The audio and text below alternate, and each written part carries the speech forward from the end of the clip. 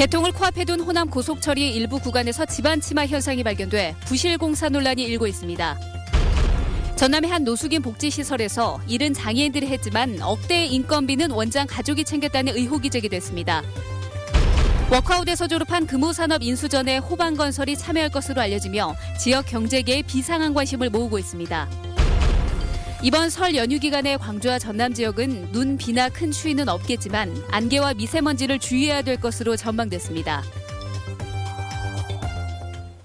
여러분 안녕하십니까? 4월 개통을 앞둔 호남고속철도 일부 구간에서 집안 침하 현상이 발견됐습니다. 보수공사라고 있어 개통에는 문제가 없다지만 경부고속철 만들 때보다 침하가 유독 심하다고 하니 어쩐지 불안해 보입니다. 김인정 기자입니다.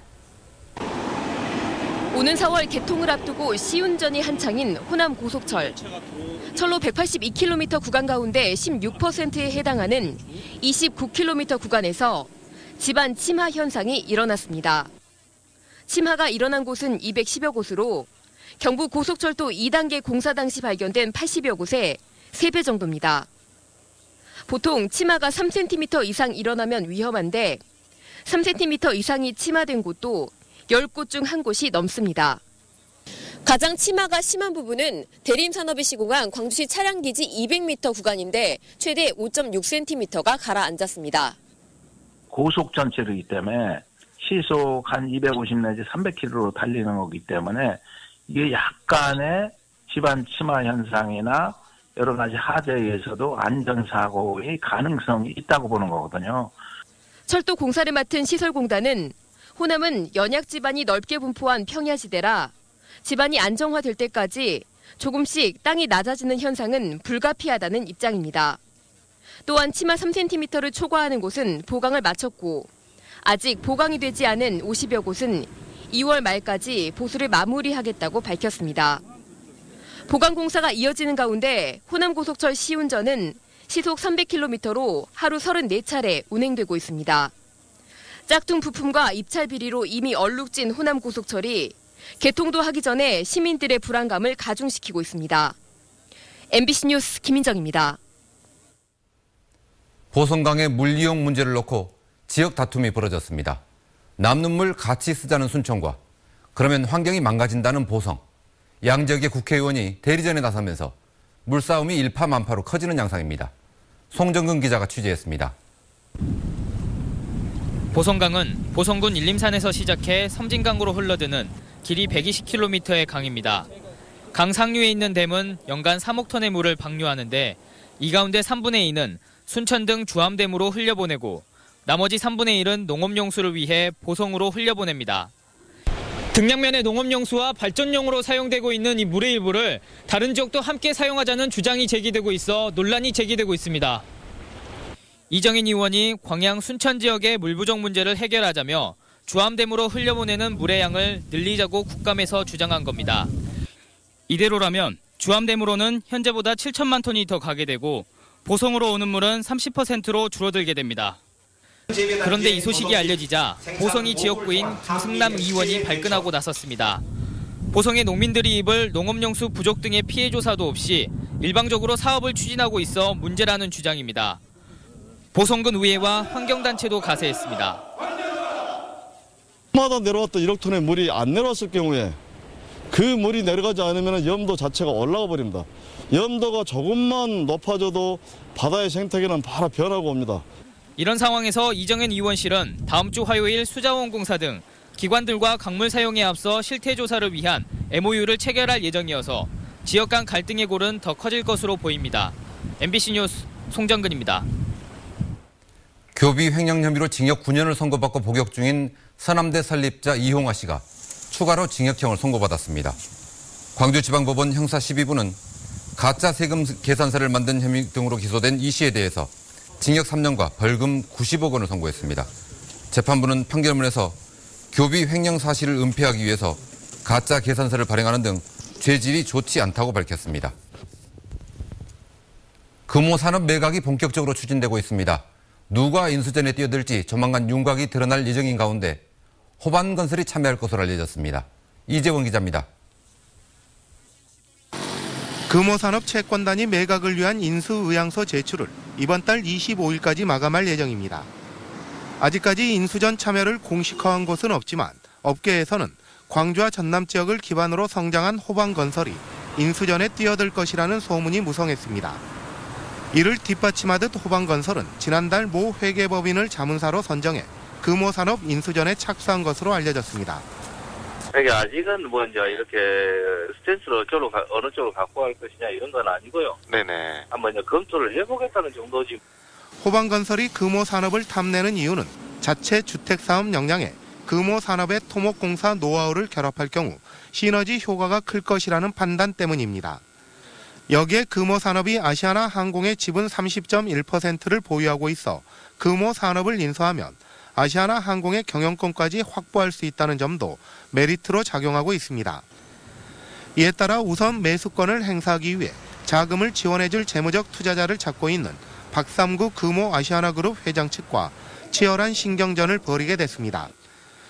이런 가운데 호방건설 임원진이 다음 주 수요일까지 미국 하와이에서 전략회의를 가질 예정이어서 어떤 결론을 내리고 귀국할지 주목됩니다. MBC 뉴스 이재환입니다. 복지시설의 원장 가족이 지적장애인의 노동력을 착취했다는 의혹이 제기됐습니다.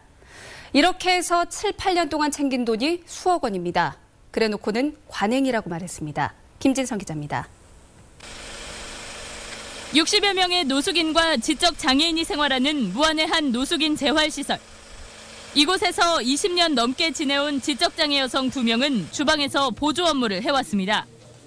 새벽 6시 아침 식사 준비를 시작으로 식사 시간마다 배식과 설거지 등 보조 업무를 담당했지만 임금은 한 푼도 받지 못했습니다.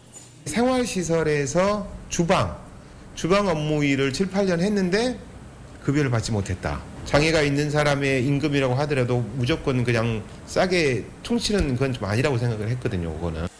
조리원 인건비로 지급되는 매달 200만 원 상당의 보조금은 지난 20년 동안 원장의 배우자가 챙겼습니다. 서류가 가면은 조리원 몇 명 쓰고 어디 물건 구입하고 뭐 하고 하는 거 이렇게만 우리가 할 수 있지 우리는 또 수사권이 없잖아요. 노동당국과 경찰의 조사가 시작되자 원장 58살 김모 씨는 지난 9일 사직서를 제출했습니다. 시설 측은 장애인들이 부당하게 일을 해왔다는 사실은 인정하면서도 관행이었다고 해명합니다. 안 시켜도 본인이 하신 분도 계시고 그냥 잘못된 부분에 대해서 제가 결과 나온 대로 개선하고. 노동당국과 경찰은 해당 시설에서 장애인 임금체불 외에 또 다른 인권 침해가 있었는지 조사를 마친 뒤 원장을 사법 처리할 계획입니다. MBC 뉴스 김진선입니다. 전남지방중소기업청은 중소기업의 불공정 피해를 줄이기 위해 TV 홈쇼핑 피해 접수 전담 창구를 개설해 비정상적인 관행과 불공정 거래 행위에 대한 신고를 접수받기로 했습니다. 중소기업청은 방송을 전제로 부당한 금품 요구와 추가 비용 강요 등 피해 사례가 접수되면 실태 조사에 나서 공정거래위원회에 제소할 계획입니다. 광주지방국세청은 지역과 직능 등 외부위원이 참여하는 중소상공인 현장 소통위원회 출범식을 열고 세금 고충 해소를 위한 본격적인 활동에 나섰습니다. 중소상공인 현장소통위원회는 앞으로 분기별로 한 차례 이상 정기 모임을 갖고 지역 경제 현안과 세금 고충 등을 협의하는 등 산업 현장의 여론을 수렴해 실질적인 지원 방안을 마련할 계획입니다. 설 연휴 기간에 날씨가 어떨지 궁금하신 분들 많으시죠? 눈, 비나 큰 추위는 없겠지만 안개와 미세먼지는 주의하셔야 할 것 같습니다. 김은수 기상캐스터입니다. 다음 주 수요일부터 시작되는 설 연휴 기간에는 날씨로 인한 불편은 크지 않을 것으로 보입니다. 아직까지 눈비 예보도 없고 광주의 낮 기온이 10도 안팎으로 평년보다 높아 포근할 것으로 전망됩니다. 연휴 마지막 무렵에 강수 가능성이 있으니 최신의 기상 정보를 활용해 주시기 바랍니다. 한파가 없다는 점은 반가운 일이지만 따뜻한 날씨가 의외로 복병이 될 수도 있습니다. 또 일교차가 크게 나면서 아침에 안개가 끼고 낮 동안에 미세먼지가 기승을 부릴 가능성이 있습니다. 아침 일찍 귀성이나 귀경길에 나서는 분들은 특히 주의하셔야겠습니다. 바다의 물결은 연휴 초반에 조금 높게 일겠지만 섬 귀향에는 큰 문제가 없을 전망입니다. 연휴 기간 혼잡을 피해 미리 귀성길에 나선다면 휴일보다 내일이 더 수월할 것으로 보입니다. 주말인 내일 광주의 낮 기온이 12도까지 오르겠지만 휴일에는 충청 이남을 시작으로 월요일에 전국적으로 많은 양의 비가 오겠습니다. MBC 뉴스 김은수입니다. 광주 송정역의 새로운 역사가 오늘 17일부터 운영됩니다. 코레일 광주본부는 오늘 17일부터 송정역 신역사에서 영업과 역무를 시작하고 새 역사시대 개막에 맞춰 안전기원제와 사은 행사 등을 진행할 예정이라고 밝혔습니다. 호남 고속철도 개통에 맞춰 새로 지은 송정역사는 4층 규모의 각종 편의시설을 갖추고 있고 광주 전남의 교통 허브 역할을 맡게 됩니다. 광주 대인시장 상인회가 박근혜 대통령 시장 방문 기념 표지색을 세우려다 건립을 잠정 보류하기로 했습니다.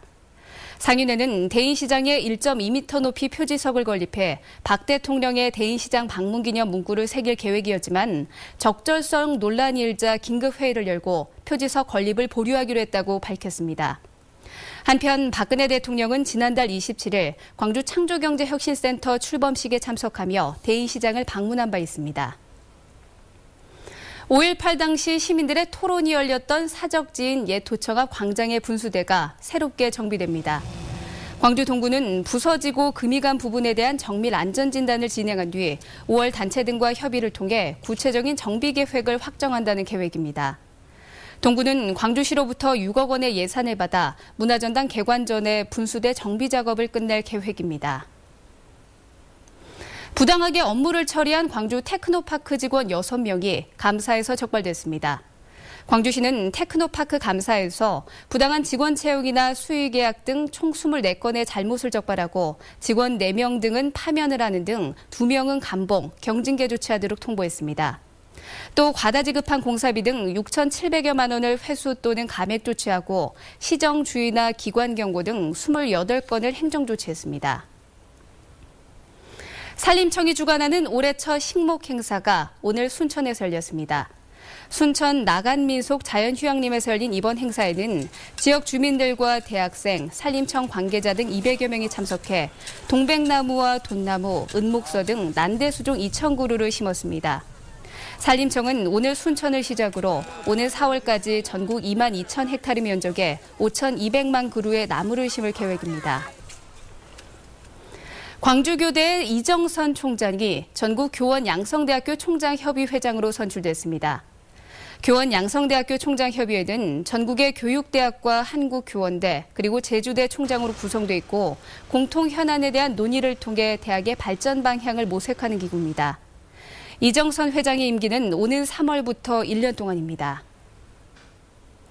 광주 광산경찰서는 대낮에 금품이 든 여성의 가방을 날치기에 달아난 혐의로 38살 A모 씨를 붙잡아 조사하고 있습니다.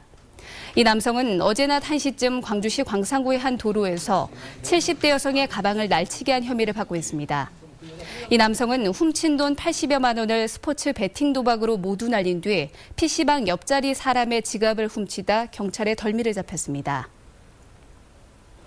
익산지방국토관리청이 현재 공사 중인 국도 24호선 무안송정과 마산구간 가운데 송정교차로에서 목동교차로까지 2.3km를 설 연휴 전인 17일 조기 개통하기로 했습니다. 이에 따라 무안과 해제를 오가는 귀성 차량들은 도로가 비좁은 현경면 소재지를 거치지 않아도 됩니다.